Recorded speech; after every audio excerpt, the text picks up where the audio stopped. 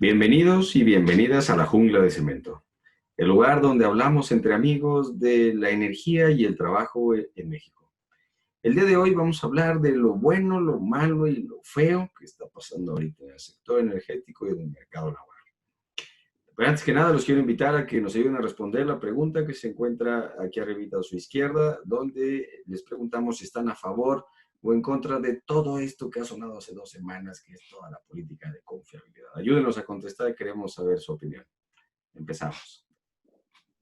Así es, Luis, ¿qué tal? ¿Cómo estás? Muy buenos días a todos nuestros amigos que se conectan por la red.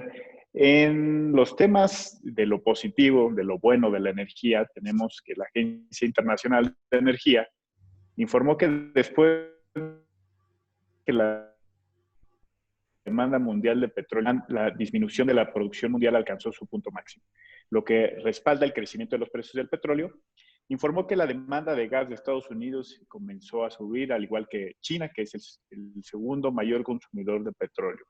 Se observó una recuperación de la demanda y el número de vehículos en las carreteras y en las calles de todo el mundo está comenzando a aumentar. Estamos viendo un dinamismo en el sector derivado de la apertura comercial que se ha dado en algunos países y empieza a oler a productividad nuestro planeta otra vez.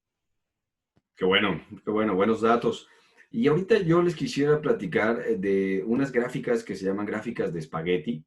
Vean la que están viendo ahorita en su pantalla. Vean, esta es el bosque, es todo lo que nosotros encontramos en un país de cómo se mueve la energía de un país. Y es bien importante tener este tipo de gráficas que nos ayudan a ver cómo se está moviendo todas las fuentes de energía, que es lo que tienen ustedes del lado izquierdo. Y después, conforme van avanzando, ven en medio una parte, un cuadro naranjita que dice generación de electricidad, y hasta el final del lado derecho, ustedes pueden ver en la parte de arriba, color gris clarito, que dice, son las pérdidas por conversión y distribución de todo este proceso de termodinámico, de energía, distribución, ahí se pierde, y en la parte de abajo, la uso de la energía, realmente lo que sí se utilizó. Entonces, como ustedes pueden ver, ¿no? Esta gráfica nos ayuda muchísimo a ver todo el panorama de cómo está la energía de un país. En este caso es el ejemplo de Estados Unidos, que si ustedes pueden ver hasta allá arriba fue el año pasado, 2019, y consumió 100.2 watts. Un watt es una medida de energía. Vamos a suponer que México tiene un cuarto de este consumo de energía, entonces podemos decir que México tiene 25 watts. No tenemos esta gráfica en México, no la he encontrado yo en ningún lugar, pero si la tuviéramos nos podríamos dar cuenta exactamente de la importancia que tienen los hidrocarburos en nuestra matriz energética y de cómo se mueve toda la energía en México. Es bien importante que tengan esta gráfica en mente, y si vamos a estar hablando de energía de aquí en adelante, para que ustedes vean y visualicen todo el bosque de cómo se está moviendo en México. Así es, Luis, este tipo de gráfica nos ayuda a permitir visualizar cuál es la meta por países por cumplir con los objetivos de desarrollo sustentable de la Agenda 2030 y cómo estas políticas energéticas están ayudando a disminuir la desigualdad y a fomentar el desarrollo en los diferentes países.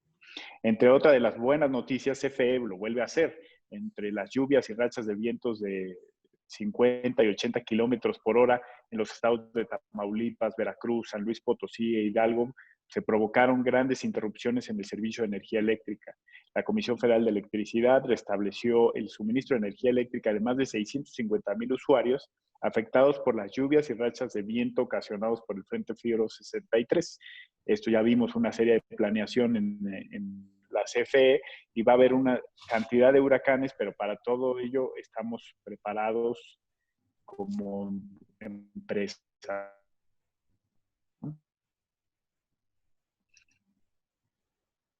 En cuanto a del bienestar, dirigida por la maestra María Luisa Alcalde Luján, se presentó el proyecto de la CFE Internet para todos, principalmente.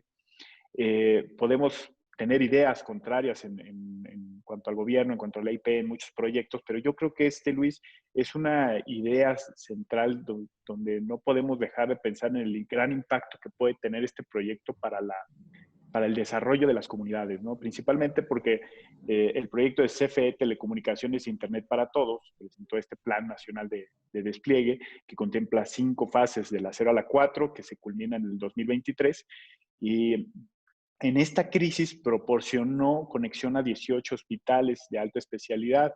En conferencia de prensa se informó que los principales objetivos de esta conectividad era mantener comunicados a los médicos con sus familiares, a los familiares con sus pacientes, y creo que es una herramienta muy importante para poder llegar a todas las comunidades. Son más de 30 millones de mexicanos los que no tienen acceso a conectividad. Se trata de que los que viven en las zonas más alejadas de las grandes ciudades, que por lo general son poblaciones indígenas, los que viven en la sierra o en las montañas, o donde las grandes empresas pues no llegan porque no hay grandes negocios, es llegar a todas esas comunidades. Y es un gran proyecto de la CFE. Muy buena noticia, Alex, esto de la conectividad que se va a llevar a todos los rincones de México. Me da muchísimo gusto escucharlo.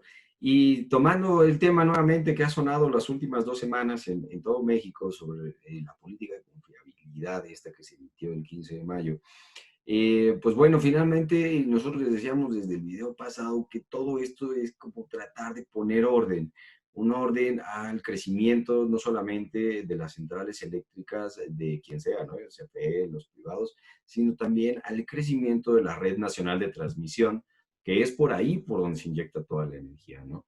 Y entonces alguien debe pagar por ese uso de esas redes, alguien debe pagar por ese crecimiento de las redes. Nada más, pues hay 3 opciones: o lo paga CFE vía impuestos de todos los mexicanos, o lo pagan las centrales eléctricas de privados y todas las centrales que están entrando en esta red, o lo pagan los usuarios. Lo pagamos todos en nuestro recibo de luz, un incremento en la tarifa de luz, y bueno, pues pagamos estas redes.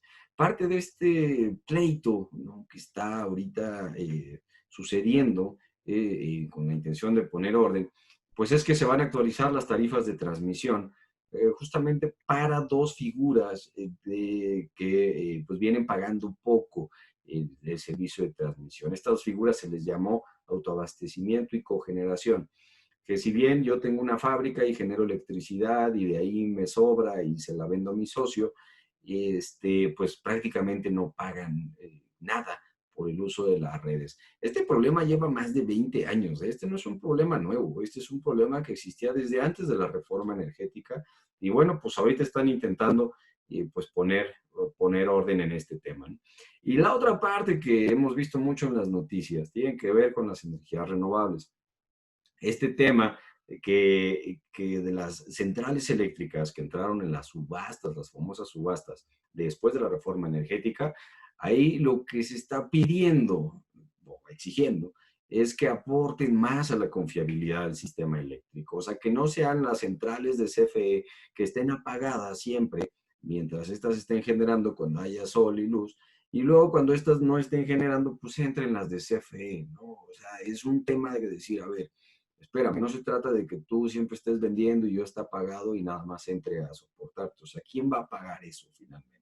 Les vuelvo a repetir, o lo paga CFE vía subsidios con impuestos de todos los mexicanos, o lo pagan entre todos, CFE y empresas privadas que estén conectadas a las redes, o lo pagan los consumidores. Lo pagamos los usuarios en nuestra factura de luz. Y bueno, evidentemente cada uno de nosotros tiene una opinión diferente, pero y este tema va a continuar. Esto no se acaba aquí. Vamos a seguir informando de cómo se va llevando el avance de este tema. Así es, Luis, dentro de lo malo del mismo tema, recientemente el día de ayer Greenpeace puso un freno al acuerdo de la CENER contra las renovables. La titular María del Carmen Colín Olmos, apoderada legal de Greenpeace México, promovió un juicio de amparo en contra de los 2 acuerdos publicados por la CENER y el SENACE. Este viernes un juez suspendió concedió la suspensión provisional, comentó que se requiere que las autoridades responsables para que dentro de un plazo de no mayor a 15 días rindan su informe justificado. Este es un tema bastante delicado. Dentro del mismo tema, en caso de prosperar la decisión de la CENER, las consecuencias pueden ser muy graves. Esto es una pésima señal para todos los inversionistas privados porque implica conflictos legales nacionales e internacionales. así como vimos que se presentaron los mismos temas con el caso de los gasoductos, no sé si recuerdes. Eh, es un golpeteo constante entre el gobierno federal y el sector privado, que los que van a terminar perjudicados pues somos todos los mexicanos por la falta de inversión. Sumando a este tema que el costo por salud en el impacto de usar combustibles contaminantes es altísimo y esperamos ver un cambio de timón en cuanto a las decisiones de generación en la política energética pronto, ¿no? Y como lo habíamos comentado, ese gran reto que existe en el almacenamiento de energía, eso yo creo que es un tema muy importante, pero ahorita hay que centrarnos en que este tema va a seguir dando vueltas, va a seguir dando de qué hablar y esperemos que pues, como Poder Judicial emitan algo a favor que realmente, algo que favorezca realmente al mexicano como consumidor final. Así es, Alex, finalmente, pues es lo que todos queremos, ¿no? Queremos tener la mayor cantidad de beneficios posibles. Y llegando a la parte fea y lo feo de todo esto que está sucediendo en el sector energético, la Agencia Internacional de Energía reveló que a nivel mundial el total de la inversión realizada en el sector energético va a caer un 20%. De los 400 mil millones de dólares que se pensaban invertir en el año 2020, los principales rubros afectados va a ser petróleo y gas, después electricidad, después eficiencia energética y estiman finalmente una reducción también en la parte del carbón.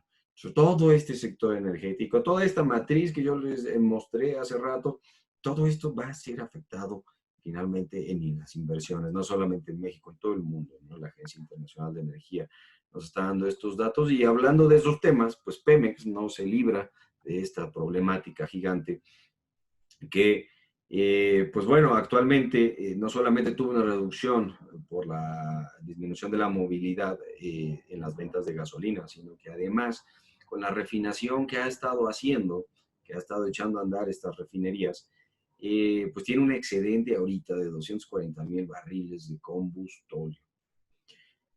Esto se vende poco porque además hubo unos cambios bien importantes este año respecto a la regulación para la compra de esto. Entró en vigor una norma que de la Organización Marítima Internacional que dice que prohíbe a las embarcaciones utilizar este tipo de combustible con alto grado de azufre, que es el que produce Pemex.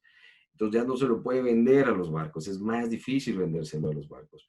La venta de combustible de Pemex cayó un 10.8% del año pasado, este año, y bueno, finalmente esta cantidad de combustible que se está creando Pemex ahorita por todo el proceso de refinación que se está haciendo, pues ya se están llenando los tanques de almacenamiento y pues nada más hay tres opciones. O se para la refinación para evitar tener este tipo de residuales, o se quema el combustible, o se utiliza para generar electricidad en las centrales eléctricas de CFE, que ya tienen esa parte dual, ¿no? Que va más o menos por ahí, parte de la estrategia energética del país. Y bueno, finalmente, con esto se evitaría un doble efecto nocivo a las finanzas del país. Utilizamos en nuestra matriz energética los combustibles que tenemos, nuestras fuentes de energía, y evitamos de ese modo que Pemex se venga abajo, porque todos sabemos muy bien que si Pemex se viene abajo el país. Es una de las empresas que tiene más deuda a lo largo de muchos sexenios, se ha endeudado esa empresa, tiene mucha deuda, y si esa empresa se viene abajo, nos bajan la calificación y con ello se hace caro todo y se vienen abajo todas las empresas de la bolsa mexicana de valores. O sea, es una reacción en cadena que nos pegaría aún más, nos complicaría aún más el panorama económico que tenemos en México. Entonces, hay que esperar a que se tomen buenas decisiones para que Pemex salga adelante. Yo espero que así sea, mi buen Alex. Así es, Luis. En cuanto a los mercados laborales, lo bueno, lo malo y lo feo, lo bueno, entre los temas positivos de esta pandemia, los mexicanos se sienten más productivos haciendo teletrabajo. No todos han podido tener este privilegio de acuerdo a sus actividades y más si son esenciales. La Asociación de Internet MX realizó un estudio de home office en México en tiempos de COVID, donde 7 de cada 10 mexicanos haciendo home office son más productivos. 85% se sienten agradecidos con sus empresas y tienen más tiempo evitando traslados y han fomentado muchas actividades familiares. El 70% trabaja más en casa que en la oficina. Las mujeres prefieren un trabajo mixto, trabajo en oficina y en casa. Esto abre muchas oportunidades para que las empresas que no hacían el home office lo puedan ofrecer e integrar entre sus diversos contratos. De lo malo, la OIT destaca que el desempleo será mayor en países como México. Lo que nos está dejando malo esta pandemia es, como lo mencionó la OIT en su último reporte, es una generación confinada. Los jóvenes serán marcados por esta pandemia y sus efectos pueden durar más de una década en el ámbito laboral. En el caso de México, recuperar los empleos perdidos más el gran número de desempleos que ya se tenía, que se generó un abismo laboral para los jóvenes. Más de 1 de cada 6 han perdido su trabajo desde el comienzo de la pandemia del COVID-19, mientras quienes siguen empleados han visto reducir sus actividades laborales en más de un 23%. En total, 178 millones de jóvenes trabajadores en todo el mundo se van a ver afectados. Los jóvenes más afectados también se verán de acuerdo a los sectores donde son desempeñados. La mayoría de ellos son los que se han detenido a causa de la crisis sanitaria. La estrategia de la OIT está establecida en 4 pilares. 1, estimular la economía. 2, estimular el empleo. 3, apoyar a las empresas, a los empleos y los ingresos.